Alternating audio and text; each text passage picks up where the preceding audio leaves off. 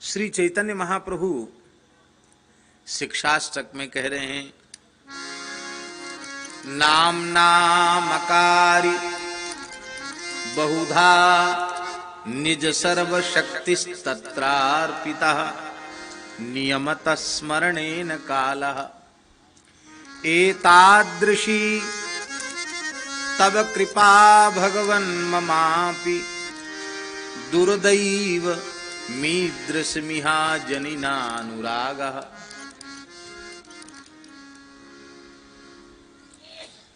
भगवान ने अपनी संपूर्ण शक्ति सामर्थ्य नाम में प्रतिष्ठित कर दी। नाम के द्वारा अपनी संपूर्ण ईश्वरता भगवत्ता को भगवान ने प्रकाशित किया। नाम नामकारी बहुधा निज सर्व शक्ति।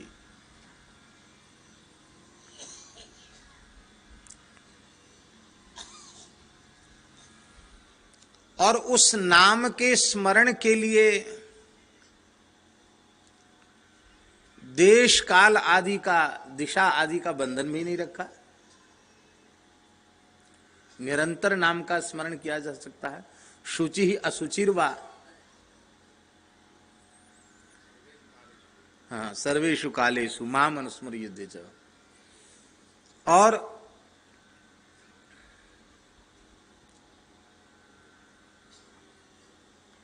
प्रत्येक अवस्था में भगवान के पवित्र नाम का स्मरण किया जा सकता है। उसमें कोई बंधन नहीं है। इसीलिए दूसरे अर्थ में इसको न लिया जाए, अनर्थ न किया जाए। तो नाम की महिमा को सुस्पष्ट करने के लिए ही व्रज के महान प्रेमी अनुरागी संत श्री बिल्वमंगलाचार्य जी महाराज ने श्री कृष्ण करणामृत के तृतीय शतक में, वहां ये आशय मत लगा लेना कि संध्या बंदन और स्नान आदि का निषेध कर रहे हैं वो। लक्ष्य भगवान नाम की महिमा सर्वोपरि है, ये कहना है। वे कहते हैं, संध्या वंदन भद्रमस्तु भवतः भो स्नान तुभ्यं नमो भो देवाः पितरश्च तर्पण विधौ नाहं क्षम क्षम्यताम्। हे संध्या वंदन, आपका कल्याण हो। आप और किसी को कृतार्थ करें, अब हम आपके लायक नहीं हैं। भो स्नान तुभ्यं नमो। हम लोग तो ऐसे ही स्नान कर लेते हैं झटपट, पर वैदिक लोग शास्त्रीय विधि से स्नान करते हैं तो उसमें भी समय अपेक्षित होता है, कई द्रव्य भी अपेक्षित होते हैं, उनसे दशविध स्नान किया जाता है। तो उस कर्मकांड की विधि से किए गए स्नान को भी कहते भो स्नान तुभ्यं नमो। हे देवताओं, हे पितरों, अब हमसे आशा मत करना। न हम आपका अर्चन कर सकते, न तर्पण कर सकते। ना हम क्षम क्षम्यताम, ना हम क्षमा, हम समर्थ नहीं है। तो अक्षम के ऊपर तो कृपा करनी ही पड़ेगी, इसलिए क्षम्यताम, आप क्षमा करें।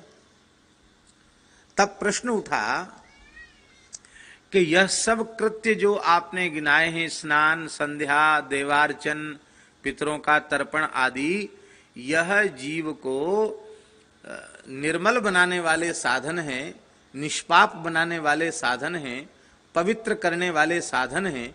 और इन पवित्र वैदिक शास्त्र विहित साधनों को आप नहीं करोगे तो आपके चित्त की शुद्धि कैसे होगी? आप निष्पाप कैसे बनेंगे?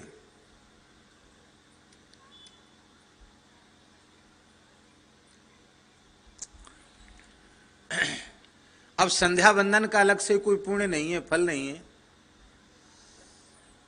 पर करना ये विधि है, अवश्यमेव करना चाहिए।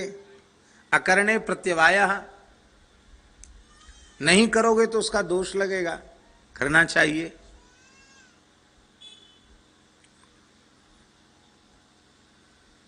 पर बिल्व मंगल जी कहते हैं ना हम क्षमा, अब हम इस लायक नहीं हैं, इसलिए क्षम्यताम।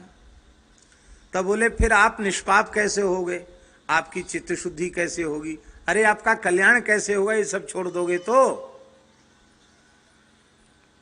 अब कहते यत्र क्वापि निषद्य,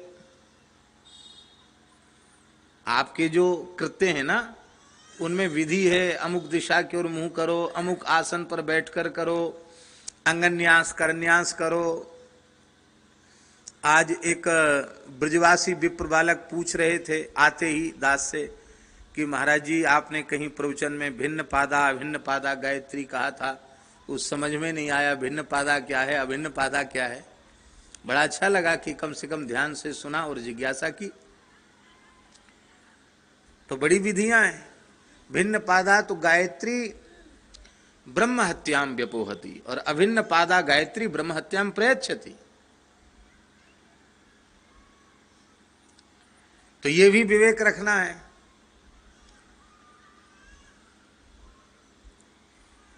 जपादौ तो पठेत हृदयम जपान्ते कवचम पठेत, इसका भी अनुपालन करना चाहिए यथा साध्य।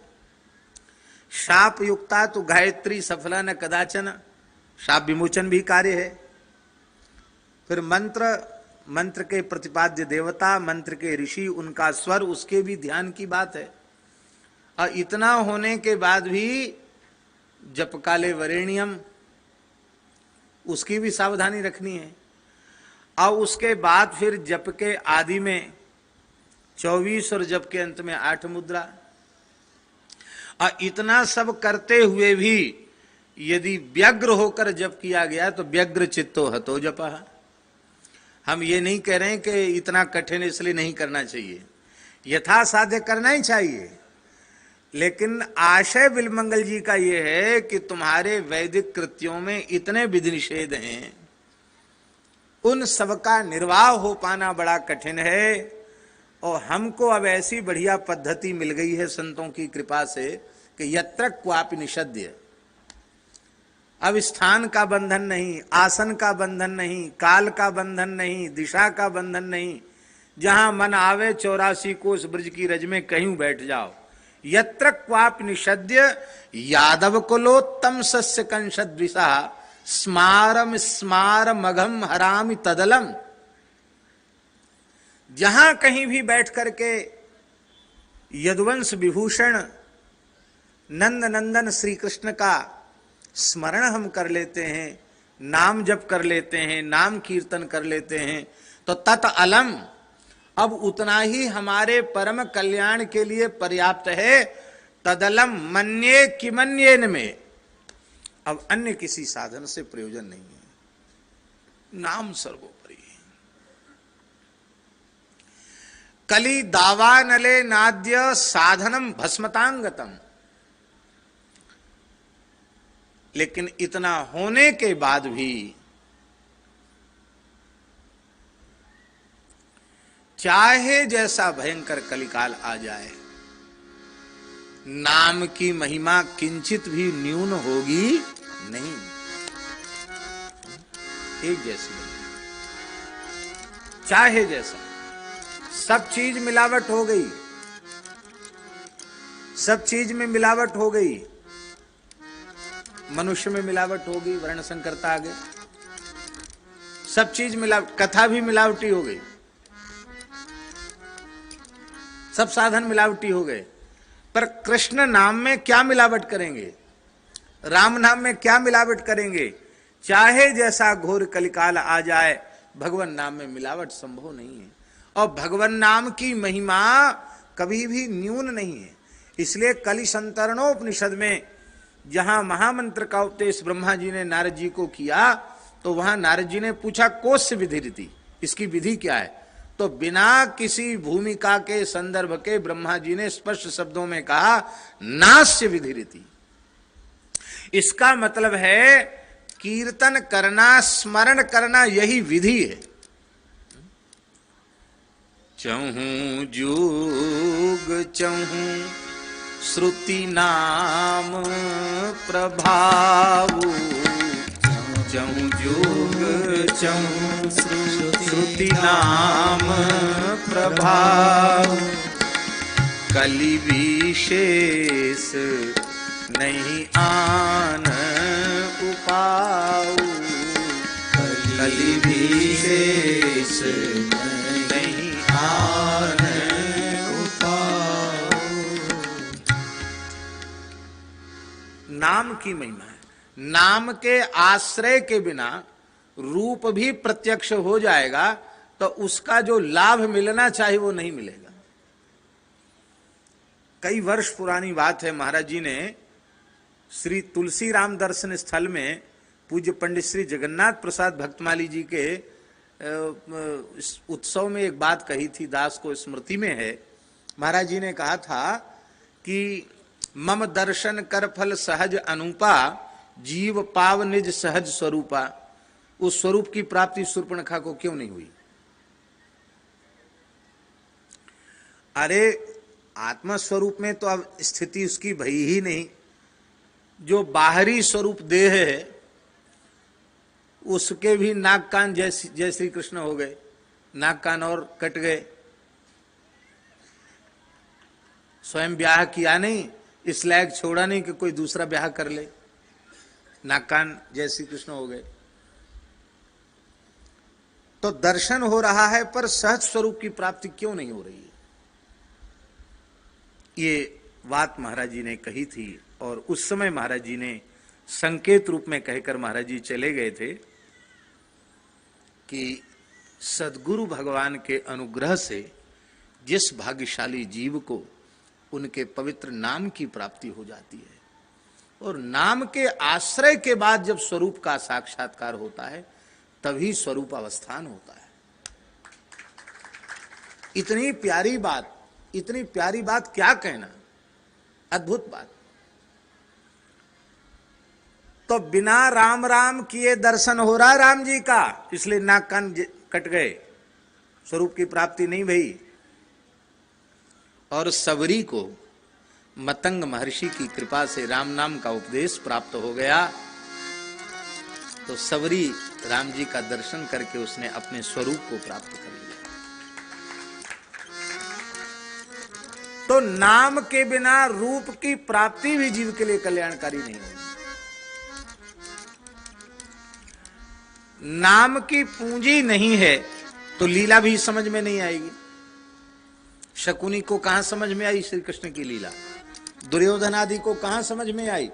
पांडव राम राम करते इसलिए पांडवों को कृष्ण की लीला समझ में आ गई। नामाश्रय के बिना लीला का भी दर्शन होने पर जो आनंद की उपलब्धि होनी चाहिए वो नहीं हो पाएगी। सभा में भगवान ने विश्वरूप दिखा दिया पर अधिकारी लोग ही उसका अनुभव कर सके, बाकी लोगों ने उनको जादूगर समझ लिया कि जादू से कुछ कर दिया इन्होंने। श्री कृष्ण का इंद्रजाल माना उसको। धाम की बात भी यही है।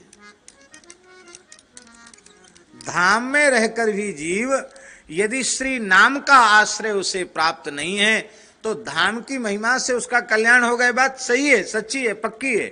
किंतु नामाश्रय पूर्वक यदि धामाश्रय लिया जाएगा तो धाम के संपूर्ण सुख का अनुभव होगा, धाम के रस का अनुभव होगा, धाम के स्वरूप का अनुभव होगा। और महाराज जी अभी बोल रहे थे कि धाम में और भगवान में अंतर नहीं। सुखदेव जी के वचन है भागवत जी में, सत्यम ज्ञान मनंतम यद ब्रह्म ज्योतिष सनातनम यद्धि पश्यन्ति मुनयो गुणा पाए समाहिता। ये वृंदावन के संबंध में सुखदेव जी